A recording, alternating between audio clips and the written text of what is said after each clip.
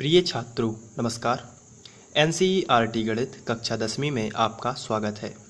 हम लोग प्रश्नावली 4.3 का प्रश्न क्रमांक 9 अब सॉल्व करेंगे, जिसमें हमें एक क्वेश्चन दिया गया है। चलिए सबसे पहले क्वेश्चन पढ़ लेते हैं। इसमें दिया गया है, दो पानी के नल एक साथ एक हौज को 9 सही 3/8 घंटों में भर सकते हैं। बड़े व्यास वाला नल हौज को भरने में कम व्यास वाले नल से 10 घंटे कम समय लेता है। प्रत्येक नल द्वारा अलग अलग हौज को भरने में समय ज्ञात कीजिए। तो सबसे पहले हमें पता करना है कि हमें ज्ञात क्या करना है। तो इसमें दिया गया है, प्रत्येक नल द्वारा अलग अलग हौज को भरने में समय ज्ञात कीजिए। तो सबसे पहली बात यह है कि हमें समय ज्ञात करना है, लेकिन हमें यहाँ पर दो नल दिए गए हैं। एक है बड़े व्यास वाला नल और दूसरा है छोटे व्यास वाला। तो जो बड़े व्यास वाला नल है वो हौज को भरने में कम व्यास वाले नल से 10 घंटे कम समय लेता है। इसका मतलब छोटे व्यास वाला 10 घंटे अधिक समय लेगा, क्योंकि आप जानते हो कि यदि हम यहाँ पर कल्पना करें कि दो नल हैं, तो यहाँ पर छोटा व्यास वाला नल है, उसका मतलब ये कम पानी इससे बाहर आएगा और बड़े व्यास वाले नल से ज़्यादा पानी। तो माना कि ये x घंटे लेता है, माना कि बड़े व्यास वाला जो नल है वो x घंटे समय लेता है, तो वो छोटे व्यास वाला जो नल है वो उससे 10 घंटे अधिक समय लेगा, यानी कि x + 10 घंटे समय लेगा। तो हम मान लेते हैं, सबसे पहले तो हम लिखेंगे जो बड़ा नल है इसके द्वारा हौज को भरने में लगा समय। तो हम लिखेंगे हल, बड़े नल द्वारा हौज को भरने में लगा समय।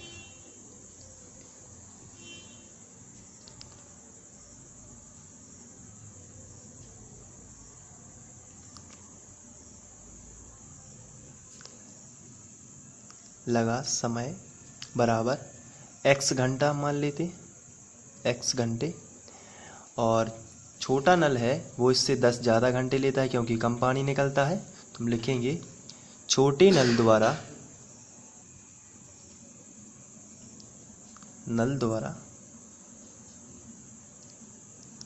हौज को भरने में लगा समय।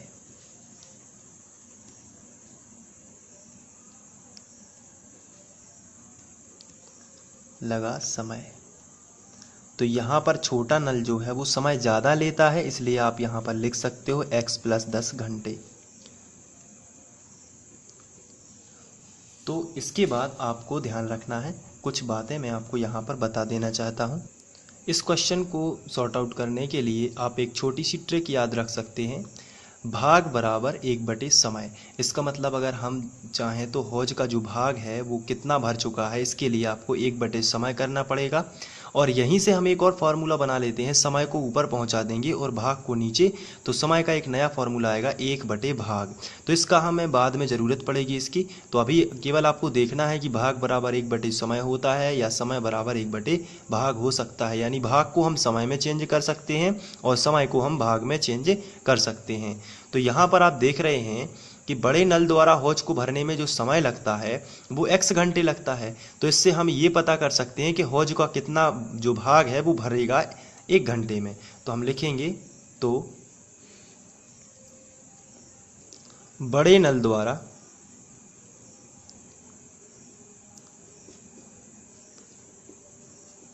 एक घंटे में हौज का भरा भाग।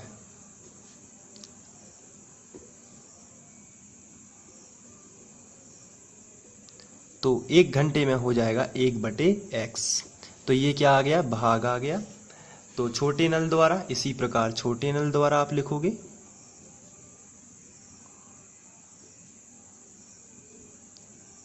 छोटे नल द्वारा हौज का भरा भाग।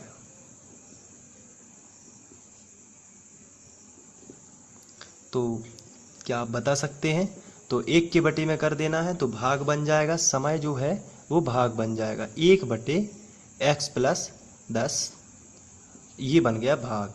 तो टोटल दोनों नल जो हैं वो भरेंगे कितना, तो इसलिए हम लिखेंगे दोनों नलों द्वारा भरा गया भाग। दोनों नलों द्वारा 1 घंटे में भरा गया भाग।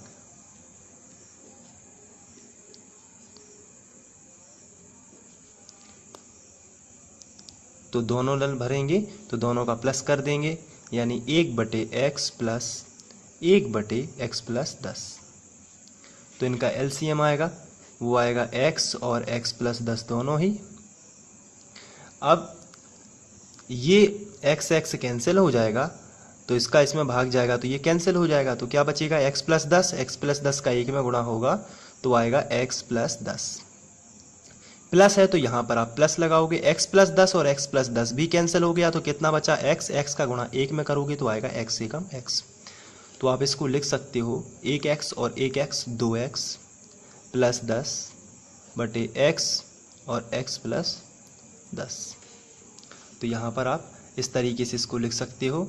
तो ये मैंने निकाला हुआ है भाग, पूरा का पूरा जो है वो भाग है दोनों नलों द्वारा 1 घंटे में। हौज का जो भाग है वो भरा हुआ भाग है 2x + 10 बटे x + 10। इसके बाद हमें क्वेश्चन में दिया गया है, तो आइए क्वेश्चन पढ़ लेते हैं। क्वेश्चन में दिया गया है एक हौज को, जो 2 पानी के नल एक हौज को 9 सही 3/8 घंटों में भर देते हैं। तो हम यहाँ पर लिखेंगे दोनों नलों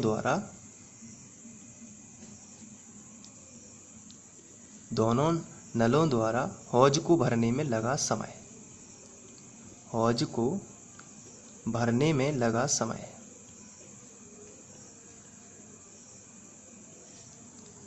तो ये जो समय है वो दिया गया है हमें, क्वेश्चन में हमें दिया गया है 9 सही 3/8। तो हम इसको लिख लेंगे 9 सही 3/8। इसको आगे करेंगे तो आएगा 8 नाम 72, 72 और 3 जब जुड़ेंगे तो आएगा 75 और बटे में आएगा 8। तो ये हमें समय दिया गया है, लेकिन हमने फिलहाल समय से भाग बनाया है। आप यहाँ पर देख सकते हो हमने समय से 1 के बटे करके भाग बनाया है। तो इस समय को भी आप 1 के बटे करके भाग बनाओगे, यानी कि हौज का भरा भाग बराबर 1 बटे समय, यानी कि 1/75/8। तो ये 1 के बटे में 75/8 जो है वो पलट जाएगा तो आएगा 8/75। तो ये भी भाग है, यहाँ पर आप देख सकते हैं ये भी भाग ही है और ये भी क्या है, भाग है। तो दोनों आपस में कैसे हैं, बराबर हैं। तो प्रश्नानुसार दोनों कैसे हो जाएंगे, बराबर।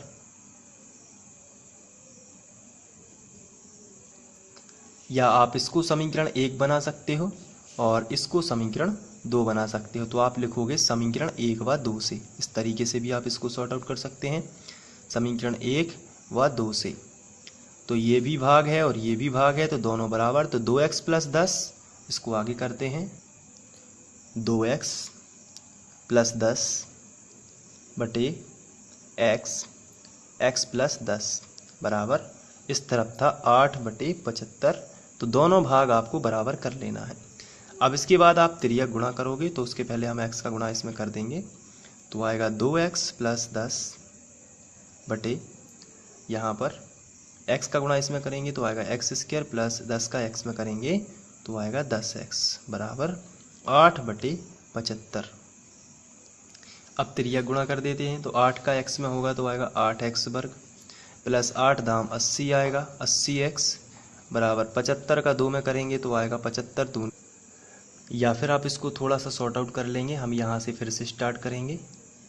तो हम यहाँ पर थोड़ा सा और इसको सरल तरीके से करते हैं। 2x + 10 बटे x + 10 ये था हमारा, और इस तरफ था 8/75। तो यहाँ पर आप 2 उभयनिष्ठ निकालोगे तो 2 से ये 8 कैंसिल हो सकता है। तो 2 यदि हम कॉमन निकाल लेंगे तो आएगा x प्लस और 2 पंचे 10, 5 बार भाग चला गया इसलिए ऊपर बचेगा 5 बटे, नीचे आ जाएगा x और x + 10 बराबर 8/75। 2 एकम 2 और 2 चौके 8, ये मैं कह रहा था। आप यहाँ पर डायरेक्ट कर सकते हो तो थोड़ा सा कैलकुलेशन सरल हो जाएगा। x प्लस 5 और x प्लस 10 बराबर 4/75। इसको आप ऐसा करोगे।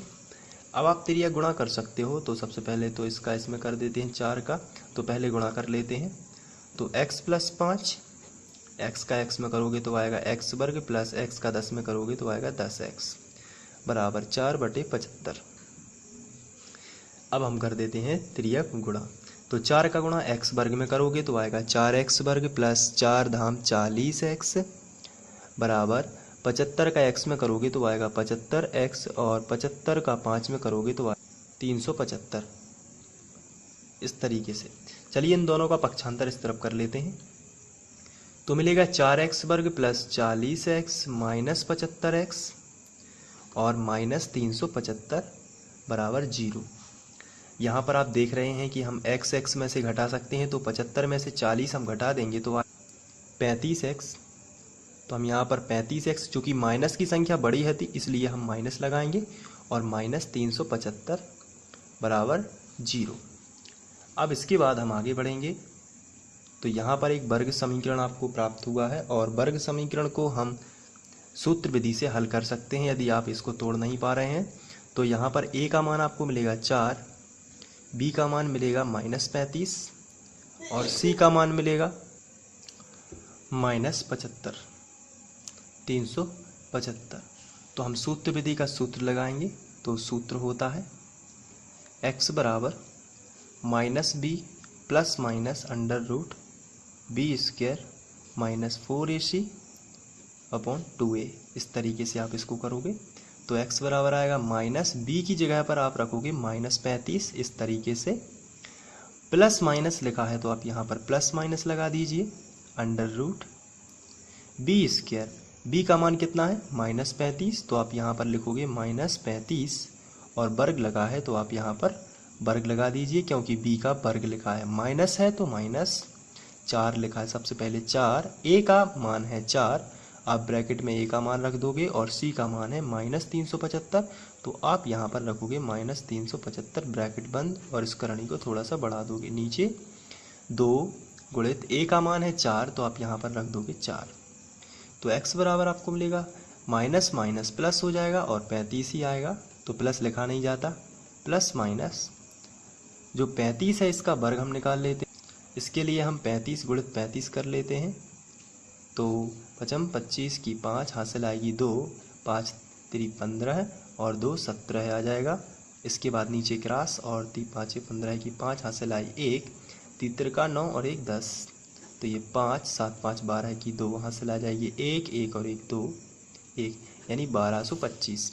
तो आप यहाँ पर लिखोगे, चूँकि माइनस माइनस तो प्लस हो जाएगा क्योंकि वर्ग है, तो आप यहाँ पर लिख सकते हो 1225 और माइनस माइनस प्लस आ जाएगा सबसे पहले, और 4 चौके 16 और 16 गुणित 375 करेंगे तो आएगा, तो 4 चौके 16 और 375, तो ये माइनस माइनस सबसे पहले तो प्लस हो गया है और ये आएगा 6000, और जब हम बटे में 4 दूनी 8 आ जाएगा, तो x की वैल्यू आएगी 35 प्लस माइनस ये 6000 और ये जुड़ेंगे तो आ जाएगा ये 7225/8, और 7225 का यदि आप वर्गमूल निकालते हैं तो ये आता है जो है 85 के लिए, 85 का वर्गमूल होता है, आप 85 गुणित 85 करके देखिए तो 7225 आएगा बटे 8। अब हम यहाँ पर धन चिन्ह और ऋण चिन्ह ले लेते हैं। तो यहाँ पर हम लिखेंगे धन चिन्ह लेने पर, तो x की वैल्यू हमें मिलेगी, यहाँ पर हम कर लेते हैं में रफ में, तो x बराबर हमें मिलेगा 35 और जो हम प्लस का 85 ले लेंगे क्योंकि धन चिन्ह लिया है, और बटे में आएगा 8। तो चलिए इसको जोड़ लेते हैं, 5 और 5 10 का 0 हासिल आई 1 और 8 और 3 11 और 1 12/8। तो इसको हम कैंसिल आउट करेंगे तो ये 4 दिया 12 0 और 4 दूनी 8, तो x बराबर 2 15 ये आ जाएगा। और यहाँ पर हम यदि ऋण चिन्ह लेने की बात कहें, जो हमारा इक्वेशन थी उसमें यदि हम यहाँ पर ऋण चिन्ह लेंगे तो चूँकि 85 जो है वो बड़ी संख्या है, इसलिए ऋण की संख्या भी आएगी जो कि हम मान्य नहीं करेंगे। तो आप इस तरीके से ऋण की संख्या मान्य नहीं करेंगे तो जो धन का 15 आया है वही मान्य रहेगा। तो आप यहाँ पर लिखोगे, अतः जो x की वैल्यू आई है उसको आप पुट कर दोगे अतः बड़े नल को हौज को भरने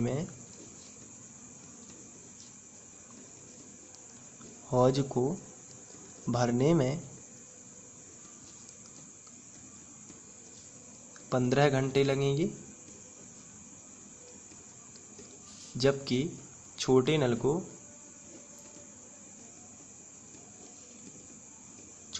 को उससे 10 अतिरिक्त लगते थे, यानी x + 10 था, x + 10 घंटे। इसका मतलब हो जाएगा x की वैल्यू है 15 + 10 घंटे, यानी कि 15 और 10 25 घंटे लगेंगे। तो इस तरीके से आप इसको सॉल्व कर सकते हैं और आप इसे नोट भी कर सकते हैं। यहाँ से ये दूसरा शॉट और ये तीसरा,